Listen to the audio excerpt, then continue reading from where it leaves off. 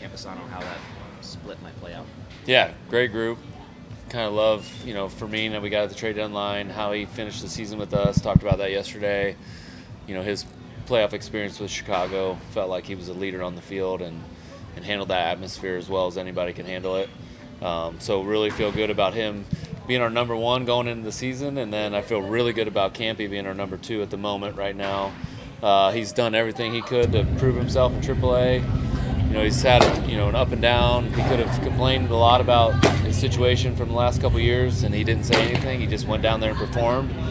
And I think this year we're going to see a new Campy. He cut the dreads, got the new haircut, looks good. I know he's excited about the opportunity, and probably the first time in his career that he has, a little bit of a runway to take control of that job and win it in spring training, and then be the number two, when we leave camp. And then on the other side of that, we got Rodolfo Duran and Blake Hunt that are going to be knocking at the door right at Campy's heels, creating some competition that have a chance to make the team also.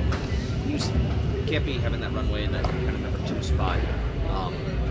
He played every day in AAA. He had a lot of successes in AAA. He played frequently in AAA. What are the keys from your perspective to handling if he's maybe not playing every day, if he's getting it back here or start there?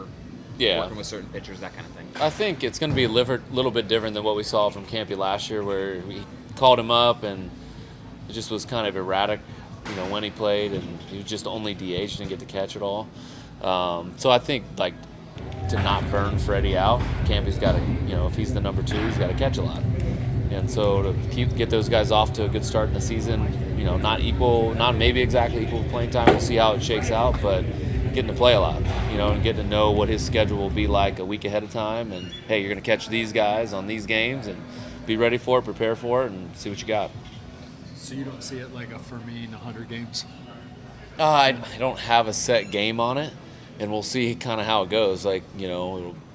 Performance tells you a lot about who gets to play and who doesn't get to play. But I think at the beginning, just to keep Freddy fresh, he's never been a number one catcher for a full season. He's always had Salvi to kind of rely on a little bit to take the load. So he'll be asked to take more of a load this year. Hopefully Campy's right there with him, and we feel good about either one of those guys catching that we can win a baseball game. Should Matt Waldron be on the team? Who's catching him? In spring. If he's on the team, yeah, okay. I think both those guys will get the chance to catch him, and we'll see how it goes. I know Campy's got a new mid already, and Freddie's working on it too. Obviously, Matt's got the unique pitch of the knuckleball, but he's also a pitcher too. He's got other pitches, and you call a game, and the knuckleball will be in there. We'll manage that as we go. As we know, it's not easy, and sometimes there's only certain people that can catch knuckleballers, and if that's the case, we'll make an adjustment when we get it. Matching a catcher with starters, is that kind of the idea? I actually probably don't as much as maybe some. I think every catcher needs to catch every pitcher, and every pitcher needs to throw to every catcher. Now, will there be, hey, these guys are just way better together? That could definitely happen, but you never know. You can't pigeonhole them because, say, one guy gets hurt, and then all of a sudden that guy's got to catch everybody, and then the backup's got to catch those guys too. So I don't love falling into that pattern. Maybe that's because I was a reliever and had to throw to everybody and just make it work, but I also feel like the team dynamic gets better when they're all working with everybody. Have you set any ground rules yet for who can challenge pitches for you guys this year using ABS? Catchers only? I have not set any ground rules. We've been talking about it quite a bit. I think we kind of have an idea of how we want to, roll it out, but those will be conversations when we get closer to games. Do you have any experience maybe watching any AAA games the last couple of years using the system? I've watched it from the dugout when I was visiting the affiliates. I actually pitched in a couple rehab games when it was full ABS, where you threw a pitch and it came up on the scoreboard every single time. So that was different. So I have a little bit of gauge of what it is. We've got guys on staff. Kevin Plawecki caught with it in AAA for a couple years, so he's got some good insight. We got our AAA staffs all the same from last year. They experienced it for a whole year, have some good strategies that they used, worked really well, things that didn't work well.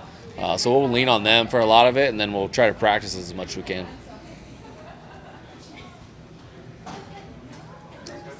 One more. Brian Goins. He's out there working with a lot of guys, whether it be, guys that have been here, guys like Song and Duhar. Yeah. What do you feel like he brings to your staff and potentially your group here? Yeah, he brings an obsession with being a good infielder. And he is pretty adamant in how he wants to teach it. And he's been teaching everybody, his drills to make them a better infielder. We feel really good about Ryan and Nick as our infield crew. Definitely a value added going into this season. Ryan learned from Ron Washington. We've seen all of Wash's drills either on YouTube or Instagram, or seen him at the ballpark doing it. Ryan is a disciple of Ron, and he's added his own twist to it. But I think the same passion, the same energy, and I think we'll see the same results in the end from that.